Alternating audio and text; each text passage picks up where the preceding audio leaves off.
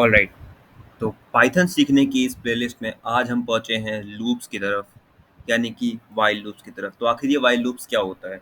While loops एक तरीका है जिसका इस्तेमाल करके हम किसी भी सेट ऑफ स्टेटमेंट्स को, किसी भी तरह के कोड को रिपीट कर सकते हैं कुछ नंबर ऑफ टाइम्स, राइट। अब वो नंबर ऑफ टाइम्स कितने होंगे वो हम कंट्रोल कर सकते हैं कंडीशन का यूज़ करके, राइट।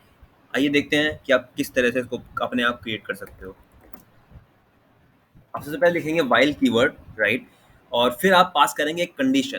कंडीशन क्या हो सकती है? कंडीशन कुछ भी हो सकती है। मान लीजिए कि हम चाहते हैं कि एक काउंटर है जो कि रिपीट कर रहा है अपने आप को, जो कि काउंट कर रहा है नंबर ऑफ इटरेशंस को, और हम चाहते हैं कि वो नंबर ऑफ इटरेशंस जो है वो 10 से ज़्यादा ना हो, राइट। बट हमें इसके लिए काउंटर की वैल्यू को इनिशियलाइज भी करना पड़ेगा, मतलब कि हमारे पाइथन के प्रोग्राम को बताना पड़ेगा कि काउंटर की इनिशियल वैल्यू क्या है। तो हम कहेंगे counter assign zero, counter equals to zero, यानी कि काउंटर के अंदर जीरो वैल्यू स्टोर हो चुकी है।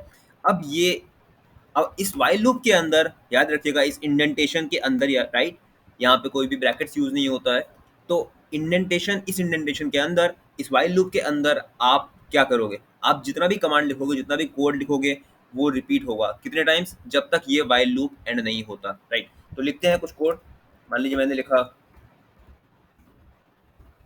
प्रिंट एंड हेलो, और प्रिंट कमांड दिया मैंने वर्ल्ड वेलकम टू, राइट। और अब हमें क्या करना है? ये हमें 3 कमांड्स तो दे दिए। अब हमें एक चीज़ और करनी है, वो ये कि हमें काउंटर वैल्यू को इंक्रीमेंट करना है। यानी कि काउंटर वेरिएबल को बोलना है कि चलो भैया काउंटिंग करो, एक काउंटिंग करो, राइट। तो इतने सारे ये जो कमांड्स हैं, इनको रन कराने के बाद काउंटर वेरिएबल एक और काउंट करेगा, यानी कि काउंटर वेरिएबल अपनी वैल्यू को एक से इंक्रीज कर देगा, 1 से इंक्रीज कर देगा, राइट। अब अगर मैं इस पूरे कोड को रन कराता हूँ तो क्या होगा, देखिए।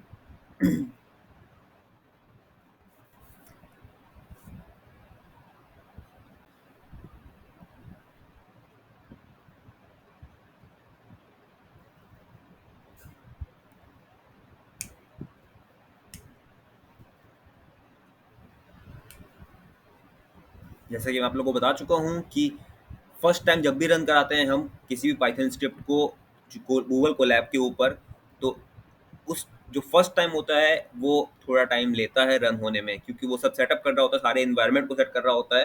फिर उसके बाद वो स्मूथली काम करने लगता है। जैसा अब देख सकते हैं आप, आउटपुट आ गया है, और इसने सेम जो हमारा कोड था, सेम जो हमारे 3 प्रिंट स्टेटमेंट्स थे, उनको 10 नंबर ऑफ टाइम्स प्रिंट किया है, राइट।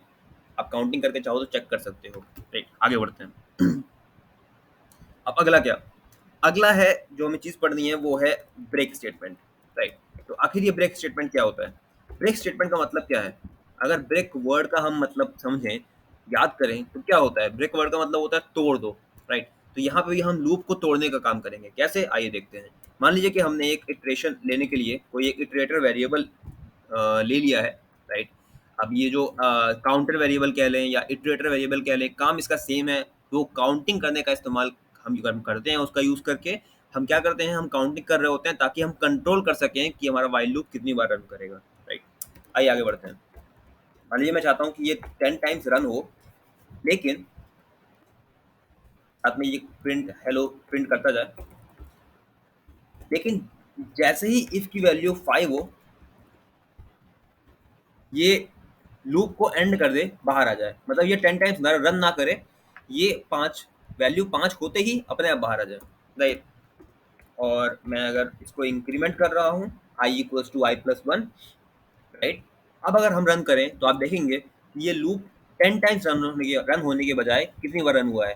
1 2 3 4 5 6, 6 टाइम्स रन हुआ है। 6 टाइम्स क्यों रन हुआ है? ये 6 टाइम्स ये इसलिए रन हुआ है क्योंकि जब इटरेशन जीरो था, आई की वैल्यू जीरो थी, तो इसने एक बार प्रिंट किया, फिर वो रिपीट करता चला गया जब तक आई की वैल्यू 5 हुई है। मतलब जब आई की वैल्यू 5 हुई है तब भी उसने प्रिंट किया है हेलो को, राइट। तो इसका मतलब क्या हुआ? इसका मतलब कि हेलो प्रिंट हुआ है जब आई की वैल्यू जीरो थी, अप टू 0 1 2 3 4 5, यानी 6 नंबर ऑफ टाइम्स वो प्रिंट होगा, राइट। ओके। इस तरह से आप ब्रेक स्टेटमेंट का यूज कर सकते हैं। तो यहाँ पे ब्रेक स्टेटमेंट का यूज क्या हुआ? यहाँ पे मतलब ये हुआ कि जैसे ही इफ कंडीशन ट्रू हुई, यानी ये कंडीशन ट्रू हुई, हमने पाइथन को बोला कि भैया जो भी लूप तुम चला रहे हो उसके बाहर आ जाओ, लूप की ज़रूरत आगे नहीं है, just jump out of it, right. तो इसका इस्तेमाल करके हम लूप के बाहर जंप हो गए। अगला क्या, अगला जो हमें कमांड पढ़ना है वो है कंटिन्यू स्टेटमेंट, राइट। कंटिन्यू, आखिर कंटिन्यू क्या चीज़ है, ये आपको मैं दिखाता हूँ एक बहुत ही छोटा सा एग्जांपल लेके। मान लीजिए हमारा i इक्वल्स टू 0 हमारा एक काउंटर वेरिएबल है और हम i लेस देन 10 तक चला रहे हैं। प्रिंट हम हेलो कर रहे हैं इसमें, और जैसे ही i की वैल्यू मान लीजिए कि इक्वल्स टू 5 हुई, तो ये क्या करेगा, ये करे ये कि ये कंटिन्यू कर दे, राइट। और फिर हम i की वैल्यू को इंक्रीमेंट, फिर हम i की वैल्यू को प्रिंट करेंगे, फिर हम एक और मैसेज अपना प्रिंट करेंगे, मान लीजिए वर्ल्ड, और फिर हम i की वैल्यू को इंक्रीमेंट कर रहे हैं, राइट। मान लीजिए हम ऐसा कुछ स्ट्रक्चर यूज़ कर रहे हैं अपने प्रोग्राम के लिए, राइट। मैं i की वैल्यू को ऊपर ही इंक्रीमेंट कर देता हूँ, ज़्यादा बेहतर रहेगा, राइट। अब यहाँ पे क्या होगा, यहाँ पे होगा ये कि आप अगर इस कोड को ध्यान से ऑब्जर्व करेंगे तो इसने एक बार हेलो वर्ल्ड प्रिंट किया, लेकिन जैसे ही ये इटरेशन 5 पे पहुंचा, आप देख सकते हैं इसने क्या किया है, इसने हेलो हेलो 2 बार प्रिंट किया है। तो आखिर हुआ क्या, इसको ऑब्जर्व करने के लिए मैं एक काम करता हूँ, मैं हेलो को भी मिटा देता हूँ और देखते हैं हम कि ये कितनी बार प्रिंट कर रहा है और क्या हो रहा है एक्चुअली में, राइट। आइए देखते हैं इसने क्या किया है, इसने प्रिंट किया है इस कमांड को, राइट। बट देखते हैं कि अच्छा कितनी बार करना चाहिए इसको, इसको करना चाहिए था 10 नंबर ऑफ टाइम्स, राइट।